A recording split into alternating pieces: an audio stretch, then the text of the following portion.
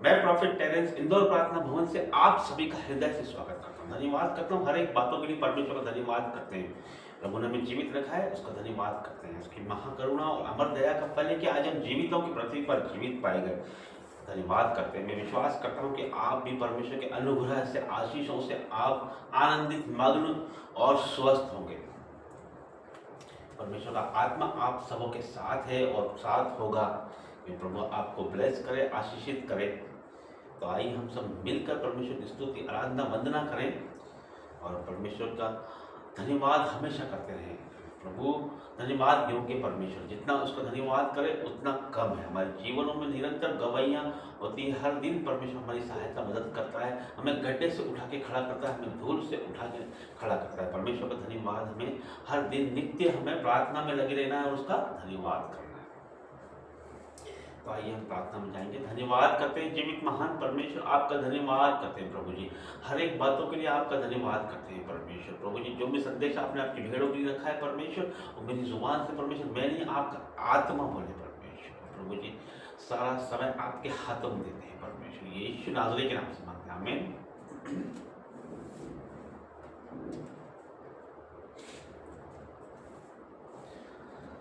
वचन में जाने से पहले मैं आपको एक बात बताना चाहता हूँ कि आप जो आपकी स्क्रीन पर जो QR कोड देख रहे हैं, वो इसलिए कि आप इस भवन की आवश्यकताओं के लिए, इस भवन में जो भी नीड है उसके लिए आप आपके दान ऑफरिंगों को बो सकते हैं। आप आपके हाथों को बढ़ा सकते हैं कि जिससे परमेश्वर का वचन जहाँ नहीं पहुँचा है वहाँ पहुँचे, जहाँ परमेश्वर का प्रचार नहीं हुआ है वहाँ पहुँचे, जहाँ लोग परमेश्वर को नहीं जानते हैं वहाँ पर परमेश्वर को के वचनों को हम पहुँचा सके। हम सब मिलकर उसके लिए हाथ बढ़ाएं। परमेश्वर के राज्य में हम बोएंगे तो हम गरीब नहीं होंगे। परमेश्वर के राज्य में यदि हम बोते हैं तो हम निर्धन नहीं होते। परमेश्वर के राज्य में हम बोते हैं तो हम हमारा पैसा फिजूल खर्चियों में जाता, अस्पतालों में नहीं जाता, नशे में नहीं जाता है।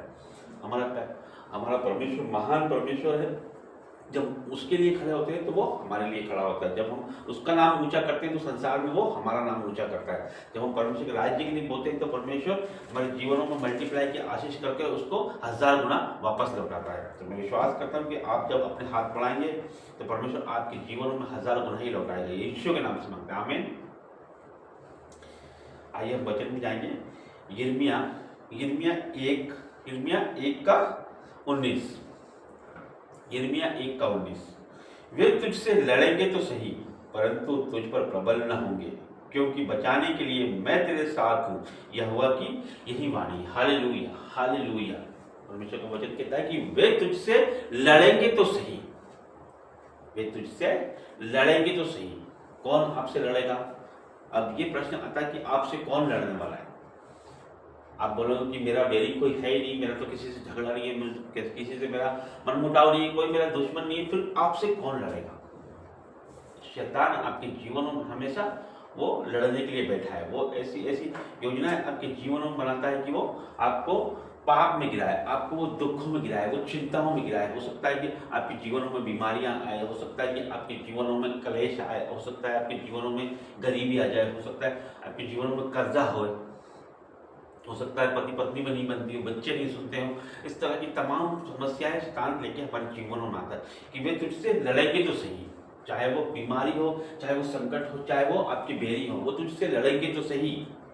वे तुझसे लड़ेंगे तो सही, चाहे दुनिया आपके विरुद्ध हो जाए, चाहे कितना भी संकट आपके ऊपर आ जाए, चाहे बीमारी आपके ऊपर आ जाए, चाहे कर्जा आपके ऊपर आ जाए, चाहे लोन वाले आपके घर आ जाए, चाहे आपके घर मांगने वाले आ जाए, जो आपसे पैसा मांगने वाले हो, कर्जा जिनसे आपने लिया हो, ऐसे लोग आपके घर पे आ जाए तो भी आपको घबराना नहीं है।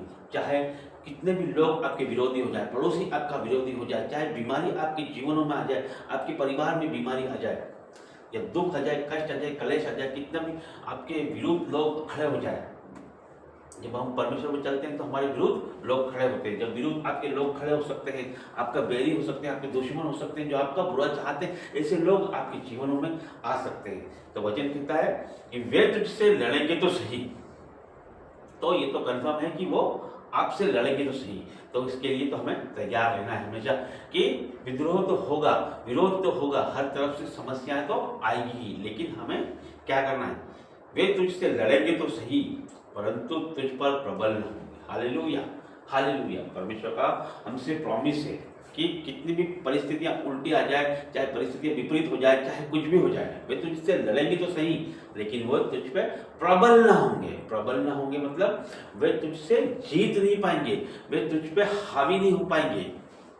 फिर आगे, क्योंकि बचाने के लिए मैं तेरे साथ हूँ, यहोवा की यही वाणी। परमेश्वर का प्रॉमिस है हमसे कि परमेश्वर बचाने के लिए हर घड़ी हर समय हमारे साथ है। ये हम भूल जाते हैं कि परमेश्वर हमारे साथ है। कुछ बीमारी आई, कुछ कर्जा हो गया, कुछ तकलीफ आई, तो हम भूल जाते हैं कि प्रभु हमारे साथ है। बचाने के लिए मैं तेरे साथ हूँ, प्रभु का ये प्रॉमिस है, ये वायदा है कि बचाने के लिए मैं तेरे साथ हूँ। तो हमें क्या करना है? हमें ध्यान रखना है कि मेरा परमेश्वर मेरे साथ है, यहोवा की यही वाणी है। फिर से मैं पढ़ूंगा, क्योंकि बचाने के लिए मैं तेरे साथ हूँ, यहोवा की यही वाणी है। हालेलुया।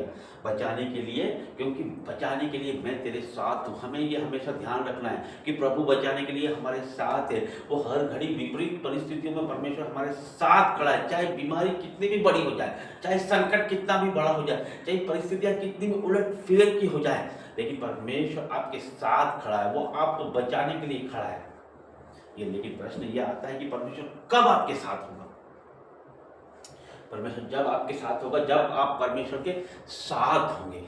जब हम परमेश्वर की ओर आएंगे, जब हम परमेश्वर की ओर अपना कदम बढ़ाएंगे, तो परमेश्वर आपको ऊंचा उठाएगा। हर एक समस्या से परमेश्वर आपको निकालेगा, हर एक तकलीफों से परमेश्वर आपको आजाद करेगा, आपके दुश्मनों को वो आपके पैरों में कर देगा।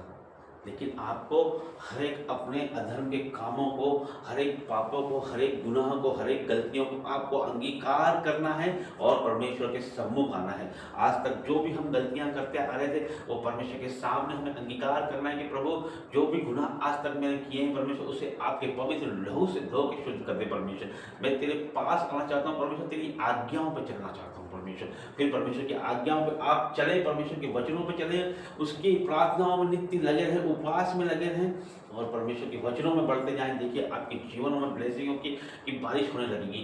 पर परमेश्वर स्वर्ग के झरोखे आपके लिए खोल देगा परमेश्वर, क्योंकि वो आपके साथ रहता है, वो आपको बचाने के लिए हरदम तैयार है। तो मैं विश्वास करता हूँ कि परमेश्वर का वचन आपके जीवनों में घर कर जाएगा। मैं धन्यवाद करता हूँ परमेश्वर, धन्यवाद करता हूँ प्रभु जी। मैं विश्वास करता हूँ परमेश्वर आप हर एक को बचाने वाले परमेश्वर हो प्रभु जी। चाहे हमारी परिस्थिति कितनी भी विपरीत है परमेश्वर, चाहे बीमारी हमारे जीवन का हिस्सा है परमेश्वर, चाहे कष्ट हमारे जीवन का हिस्सा है परमेश्वर, हर एक दुर्बलता हमारे जीवन का हिस्सा है, लेकिन परमेश्वर आप बचाने के लिए हमारे साथ खड़े हो परमेश्वर, क्योंकि आप हमसे प्यार करते हो परमेश्वर। और प्रभु हर घड़ी हर समय आप हमें बचाओगे परमेश्वर। जितने लोग देख रहे हैं परमेश्वर, हर एक को आप ऊंचा उठा रहे हो परमेश्वर, एक एक को परमेश्वर आप ऊंचा उठा रहे हो परमेश्वर, एक एक को आप परमेश्वर लहू, आपके लहू से धो के शुद्ध कर रहे हो परमेश्वर।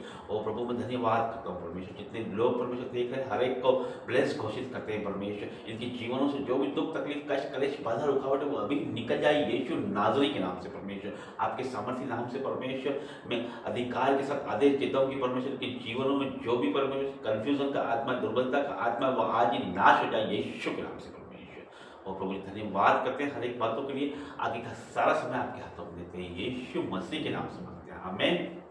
सबको जय मसीह। God bless you.